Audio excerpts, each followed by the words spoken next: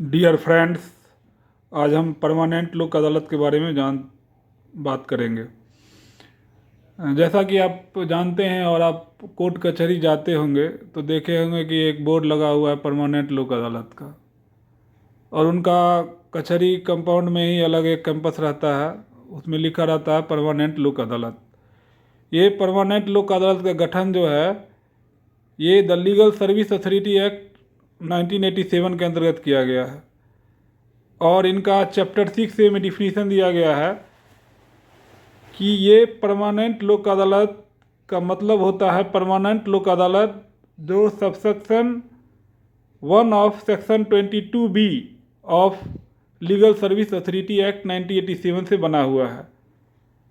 और इसका निर्माण का मकसद था कि ट्रांसपोर्ट सर्विस में आप जब ट्रांसपोर्ट सर्विस लेते हैं और एक कंज्यूमर होता है और एक सर्विस प्रोवाइडर होता है, तो उसमें जो सेवा में कमी हो जाती है या कभी कभी हम अपने फीस समय पर नहीं भुगतान करते हैं या कोई इलेक्ट्रिसिटी की चोरी करता है, तो ऐसे अपराध के लिए इस फोरम का गठन किया गया है।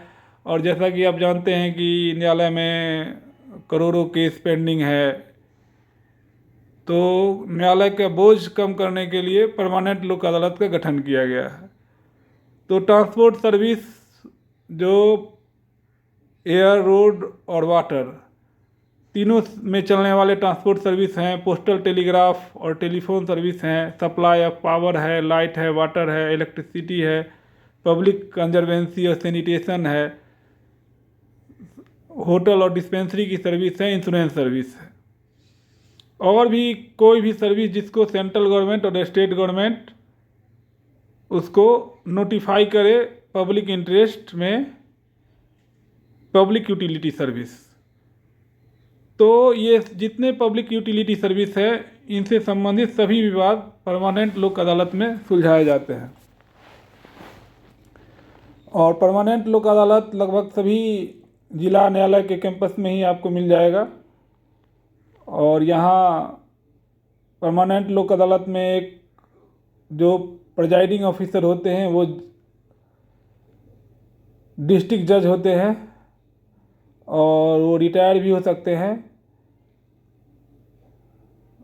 जो डिस्ट्रिक्ट जज की जिनकी योग्यता है, डिस्ट्रिक्ट जज या एडिशनल डिस्ट्रिक्ट जज, वो परमानेंट लोक अदालत के चेयरमैन होते हैं।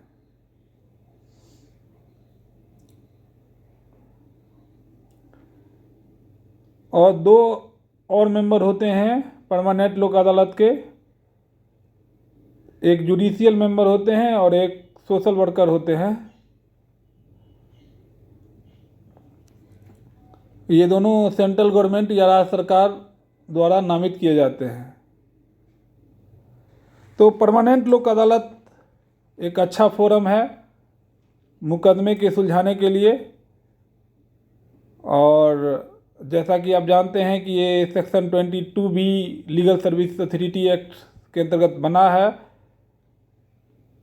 और इसमें एक चेयरमैन और 2 मेंबर होते हैं जो सभी पब्लिक यूटिलिटी सर्विस रिलेटेड मामले को सुलझाते हैं। और इनका फैसला पार्टी के लिए बाइंडिंग होता है, और यदि पार्टी इनका फैसला नहीं माने तो ये अपना डिसीजन भी देते हैं। और इससे क्या है कि मामला निपट जाता है। अभी फ़िलहाल इनका जुरिडिक्शन 1 करोड़ तक का मामले का देखने का है।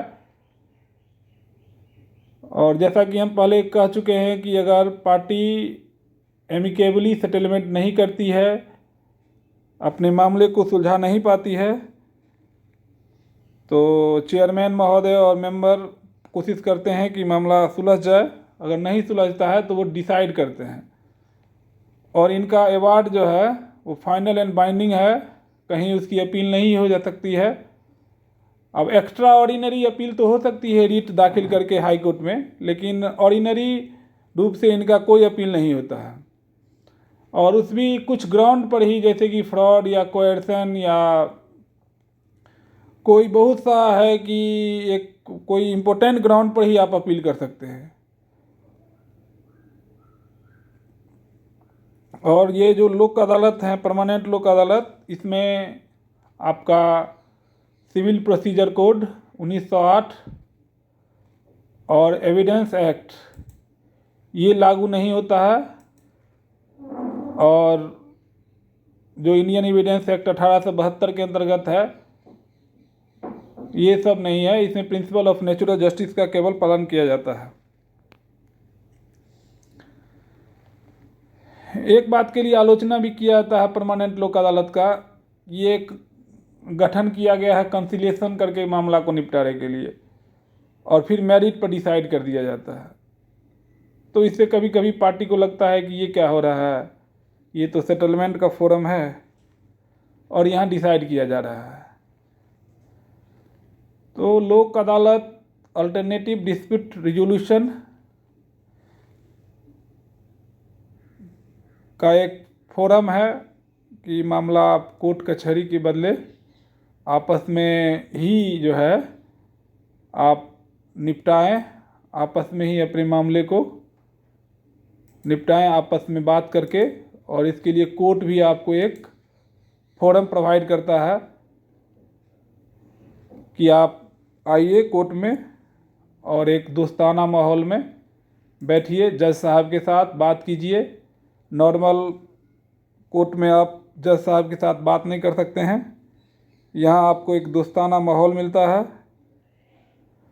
आप अपने प्रतिद्वंदी से भी क्वेश्चन पूछ सकते हैं, उससे भी अपने मामले को समझ सकते हैं। नॉर्मल केस में होता है कि आदमी समझता ही नहीं है कि इशू क्या क्यों है, क्यों उस पर केस फाइल कर दिया गया है। तो जज साहब और मेंबर दोनों फैसिलिटेट करते हैं, लोग आपस में डिस्कस करते हैं, फिर वो पूरा कोशिश करते हैं कि मामला सेटलमेंट से ही निपटे, ताकि दोनों पक्ष को लगे कि उनके जो फैसला उन्होंने लिया है उसमें उनका ऑनरशिप है और उन्होंने अपने डिसीजन स्वयं लिया है। तो परमानेंट लोक अदालत ने अपने गठन से अभी तक लाखों मामले निपटाए हैं, और जो हमारा जुडिशियल सिस्टम है जिसका मुख्य काम उनका है कि क्रिमिनल मैटर्स या अन्य जो महत्वपूर्ण मैटर्स हैं उनका निपटारा करना, अभी कोर्ट पर बहुत सा दबाव है और कोर्ट जो है दबाव में काम कर रही है। तो उसमें ये है कि ये जो अल्टरनेटिव डिस्प्यूट रिजोल्यूशन का जो फोरम है परमानेंट लोक अदालत, इसका अगर हम यूज करते हैं तो इसमें हमको समय भी बचता है और मामले का भी निपटारा विन विन हो जाता है। और ये जो the legal service authority act 1987 है, इसमें परमानेंट लोक अदालत के बारे में विस्तार से बताया गया है कि परमानेंट लोक अदालत क्या है, इनका पावर क्या है और कैसे ये मामले को कॉग्निजेंस लेते हैं। एक पार्टी इनको अप्रोच करता है कि हम मामले को लोक अदालत के थ्रू निपटारा करना चाहते हैं, इसके बाद इनका हस्तक्षेप होता है। तो इसमें लीगल सर्विस अथॉरिटी एक्ट 1987 में इसके बारे में पूरा डिटेल दिया गया है। अवार्ड इनका फाइनल होता है उसके बारे में भी बताया गया है। तो परमानेंट लोक अदालत एक मील का पत्थर साबित हुआ है और इसने काफ़ी मामले का यूटिलिटी रिलेटेड मामले का निपटारा किया है और लोगों के लिए भी सुलभ है, आसान है और इसका अच्छा इफेक्ट बिजनेस पर भी पड़ा है, समय बचता है। तो ये लीगल सर्विस अथॉरिटी एक्ट के अंतर्गत इनका सारा सिस्टम चलता है और इस एक्ट में काफ़ी डिटेल से इनके बारे में बताया गया है और हमें उम्मीद है कि आपको मैंने एक प्रयास किया है कि आपको बताएं कि परमानेंट लोक अदालत किस पर्पज़ से किया गया है।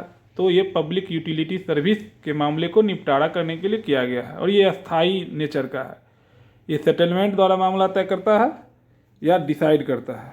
धन्यवाद। जय हिंद।